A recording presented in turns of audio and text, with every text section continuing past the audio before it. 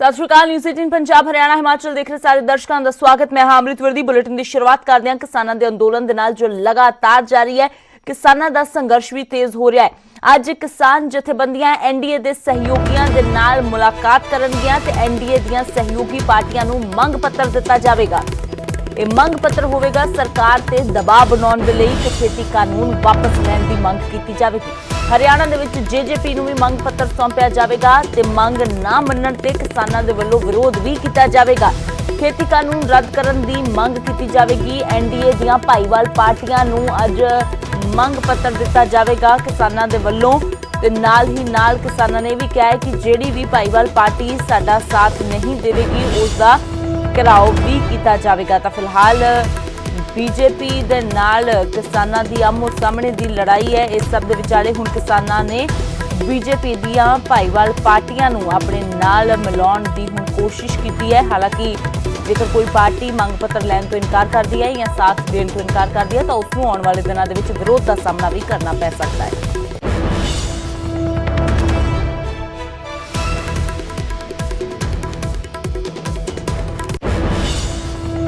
तो उधर हरियाणा दे विच अज भी टोल फ्री रहणगे। जी हाँ, कल भी कई टोल फ्री करवाए गए सी। 25, 26 ते 27 तरीक दे लई टोल फ्री करवाउण दी कॉल किसान जथेबंदियां दे वल्लों दित्ती गई सी, जिसदा कल हरियाणा दे विच असर भी देखण नूं मिलिया। हरियाणा दे ज़्यादातर टोल कल किसानां दे वल्लों फ्री करवा लए गए ते प्रदर्शन भी किया गया।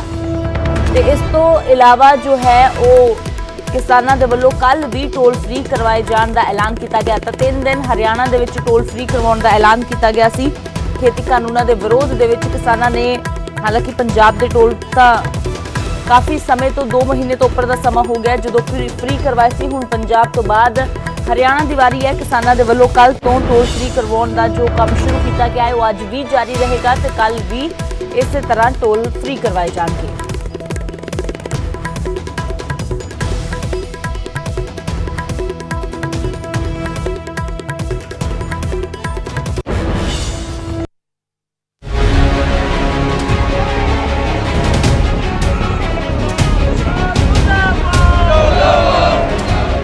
खेती कानूनों खिलाफ हो हल्ला जारी है। किसानों का अंदोलन सिखरां ते है। पंजाब तो बाद हरियाणा दे विच किसानों ने प्लाज़ियां ते धरना दिता। किसानों ने 25, 26 ते 27 दसंबर नूं प्लाज़ियां ते प्रदर्शन का सद्दा दिता है ते प्लाज़ा नूं 3 दिन दे लई टैक्स मुक्त करन दा ऐलान किया गया, जिस नूं भरवां हुंगारा भी मिलिया।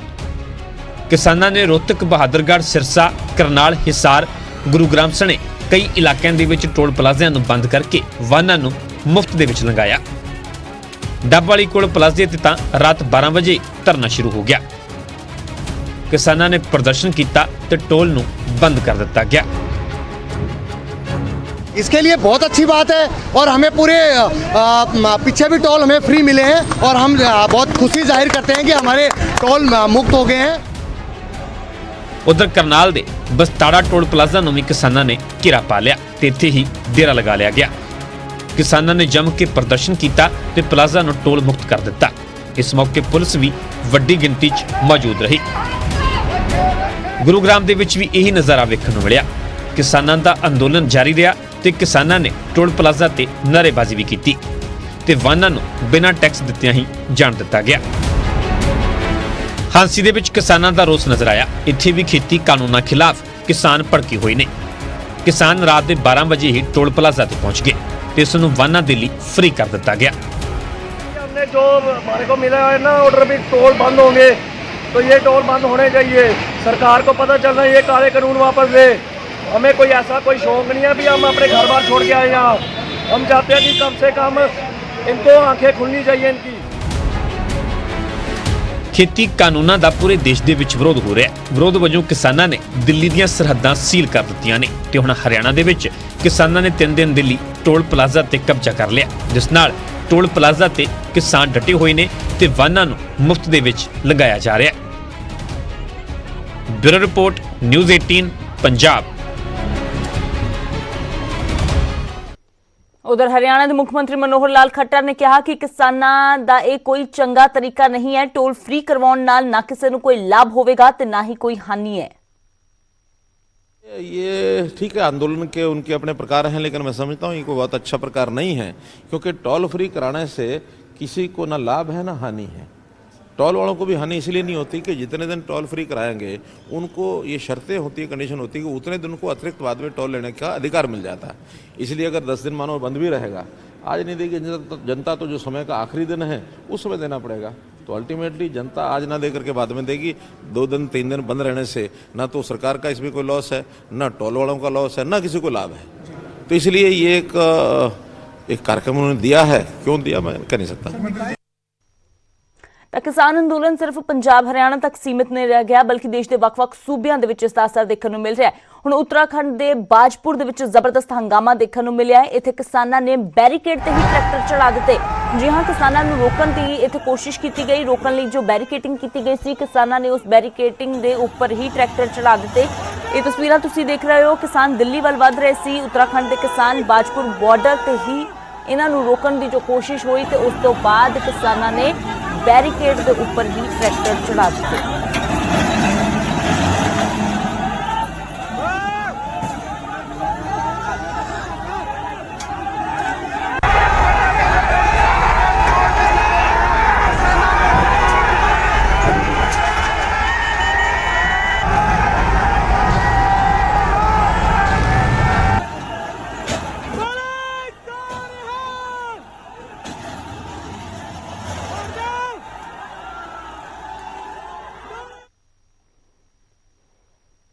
तरह से किसानों का आंदोलन ऐसा है कि इसमें हमने बहुत प्रयास किया है रोकने के लिए, लेकिन जो उनके जो करहा वाले थे 2-3 लोग, उन्होंने जो है ज़रा रेस्ट करने की सलाह करके और वो हमारा जो यहाँ पर जो एक चैन बना था उसको डिस्टर्ब किया, तो वहाँ से निकल गए थे और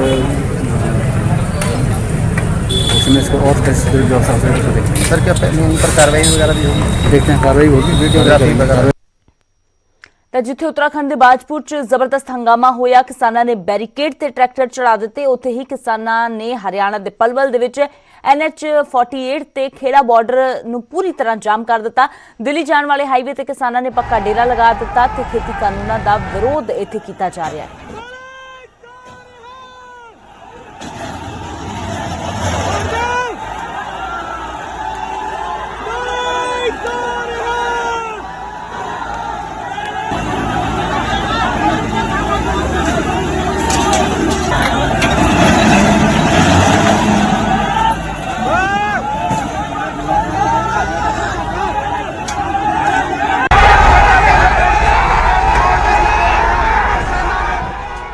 ਤਾਂ ਕਿਸਾਨ ਜਥੇਬੰਦੀਆਂ ਸਿਰਫ ਦਿੱਲੀ ਦੇ ਵਿੱਚ ਹੀ ਪ੍ਰਦਰਸ਼ਨ ਨਹੀਂ ਕਰ ਰਹੀਆਂ, ਬਲਕਿ ਪੰਜਾਬ ਦੇ ਵਿੱਚ ਕਿਸਾਨਾਂ ਦੇ ਵੱਲੋਂ ਕਈ ਥਾਈਂ ਜਿੱਥੇ ਜੀਓ ਦਾ ਵਿਰੋਧ ਕੀਤਾ ਜਾ ਰਿਹਾ ਹੈ, ਰਿਲਾਇੰਸ ਦੇ ਪੈਟਰੋਲ ਪੰਪ ਬੰਦ ਕੀਤੇ ਜਾ ਰਹੇ ਨੇ, ਉੱਥੇ ਹੀ ਹੁਣ ਕਈ ਟਾਵਰ ਵੀ ਬੰਦ ਕੀਤੇ ਜਾ ਰਹੇ ਨੇ।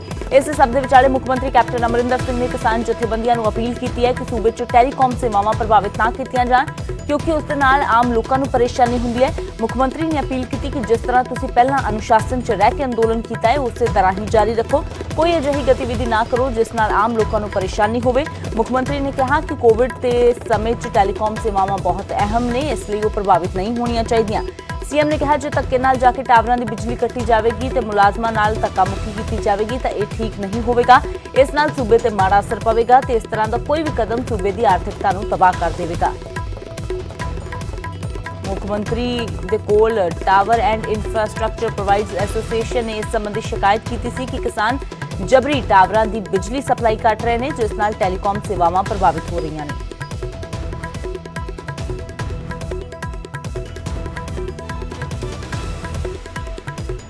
ਤੇ ਖੇਤੀ ਕਾਨੂੰਨਾਂ ਦੇ ਖਿਲਾਫ ਜਿੱਥੇ ਇੱਕ ਪਾਸੇ ਕਿਸਾਨ ਅੰਦੋਲਨ ਕਰ ਰਹੇ ਨੇ, ਦੂਜੇ ਪਾਸੇ ਵਿਰੋਧੀ ਧਿਰਾਂ ਮੋਦੀ ਸਰਕਾਰ ਨੂੰ ਲਗਾਤਾਰ ਘੇਰਨ ਦੀ ਕੋਸ਼ਿਸ਼ ਕਰ ਰਹੀਆਂ ਨੇ।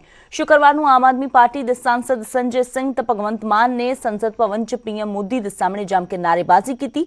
ਸੰਸਦ ਦੇ ਸੈਂਟਰਲ ਭਵਨ 'ਚ ਕਿਵੇਂ ਹੋਇਆ ਹੈ ਹੰਗਾਮਾ, ਦੇਖੋ ਇਸ ਰਿਪੋਰਟ ਦੇ ਰਾਹੀਂ।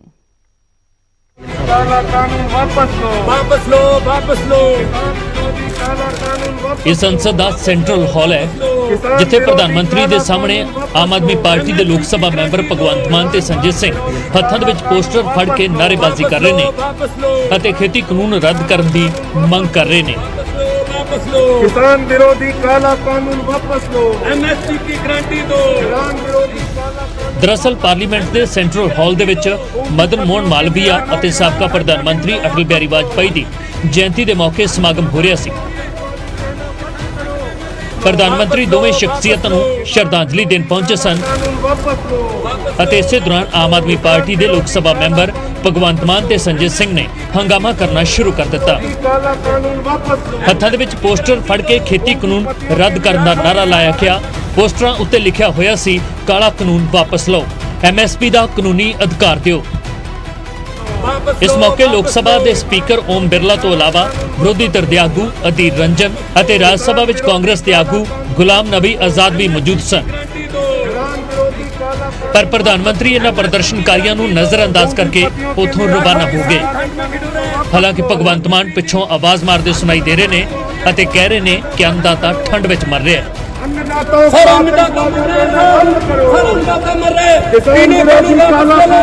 ਸੰਸਦ ਵਿੱਚ ਹੰਗਾਮਾ ਖੇਤੀ ਕਾਨੂੰਨਾਂ ਨੂੰ ਲੈ ਕੇ ਹੋਇਆ।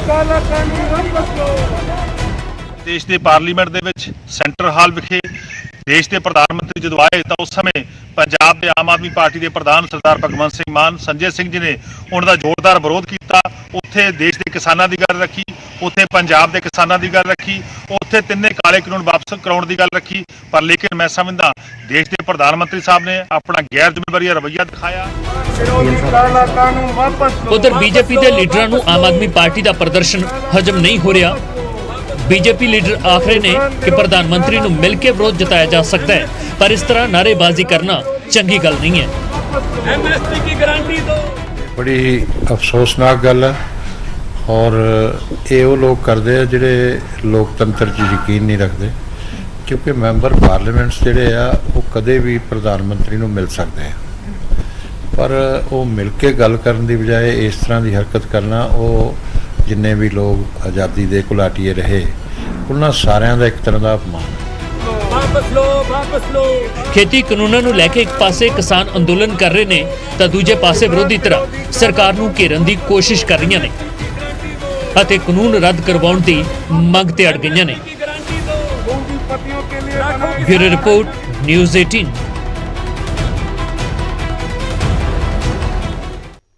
ਤੇ ਉਧਰ ਬੀਜੇਪੀ ਆਗੂ ਹਰਜੀਤ ਗਰੇਵਾਲ ਨੇ ਫਿਰ ਸਪਸ਼ਟ ਕੀਤਾ ਕਿ ਖੇਤੀ ਕਾਨੂੰਨ ਰੱਦ ਨਹੀਂ ਹੋਣਗੇ। ਕਾਨੂੰਨ ਰੱਦ ਕਰਵਾਉਣ ਦੀ ਮੰਗ ਕਿਸਾਨਾਂ ਦੀ ਨਹੀਂ, ਮਾਓਵਾਦੀਆਂ ਤੇ ਖਾਲਿਸਤਾਨੀਆਂ ਦੀ ਹੈ। ਗਰੇਵਾਲ ਨੇ ਕਿਹਾ ਕਿ ਅੰਦੋਲਨ ਲੀਡਰਲੈਸ ਹੋ ਚੁੱਕਾ ਹੈ। ਇਹ ਮੰਗ ਜਿਹੜੀ ਹੈ ਨਾ, ਇਹ ਮਾਓਵਾਦੀਆਂ ਦੀ ਔਰ ਖਾਲਿਸਤਾਨੀਆਂ ਦੀ ਹੈ। ਜਿਹੜੀ ਇਸ ਤਰ੍ਹਾਂ ਦੀ ਮੰਗ ਆ, ਉਹ ਦੇਸ਼ ਦੀ ਨੱਕ ਵੱਢਣਾ ਚਾਹੁੰਦੇ ਨੇ, ਸਰਕਾਰ ਦੀ ਨੱਕ ਵੱਢਣਾ ਚਾਹੁੰਦੇ ਨੇ। ਉਹ ਨਹੀਂ ਵੱਢ ਸਕਦੇ, ਉਹਨਾਂ ਨੂੰ ਗਲਤਫਹਿਮੀ ਹੈ। ਔਰ ਕਾਨੂੰਨ ਬਿਲਕੁਲ ਰੱਦ ਨਹੀਂ ਹੋਣੇ, ਇਹ ਸਾਫ਼ ਦੱਸ ਦਿੱਤਾ ਗਿਆ। ਔਰ ਜੋ ਤਰਮੀਮਾਂ ਉਹਨਾਂ ਨੇ ਕਰਾਉਣੀਆਂ ਨੇ ਉਹਨਾਂ ਦੇ ਮੁਤਾਬਕ ਹੋਣਗੀਆਂ। ਤੇ ਕਾਨੂੰਨਾਂ ਦੇ ਵਿੱਚ ਫਿਰ ਰਹਿ ਕੀ ਜਾਂਦਾ, ਇਹ ਗੱਲ ਕਰਨ ਵਾਲੀ ਕੀ ਰਹਿ ਜਾਂਦੀ ਜਦੋਂ ਉਹਨਾਂ ਦੇ ਮੁਤਾਬਕ ਹੀ ਸਾਰਾ ਕੁਝ ਹੋ ਗਿਆ।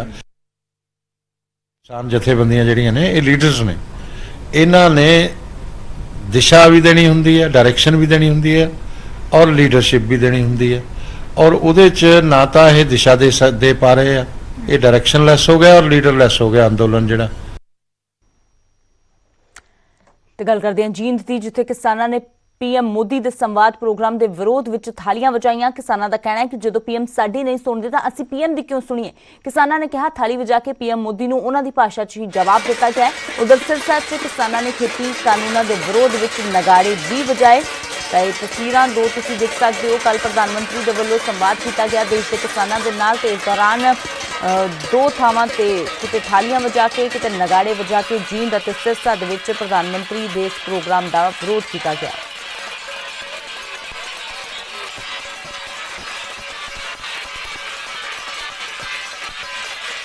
ये मोदी जो देश का प्रधानमंत्री है वो देश की जनता से मन की बात कहना चाहता है, तो इसी का विरोध हमने थाली बजाकर किया है। लेकिन हम देश के प्रधानमंत्री नरेंद्र मोदी से कहना चाहते हैं किसानों की भी मन की बात सुने, और हमारे मन की बात है कि खुद मोदी आए और किसानों के बीच में बैठकर बातचीत करे और इन तीनों कृषि काले कानूनों को वापस लेने का काम करे।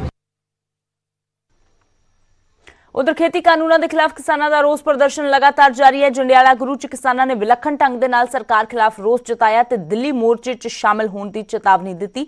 ਦੇਖੋ ਇਸ ਰਿਪੋਰਟ ਦੇ ਰਾਹੀਂ।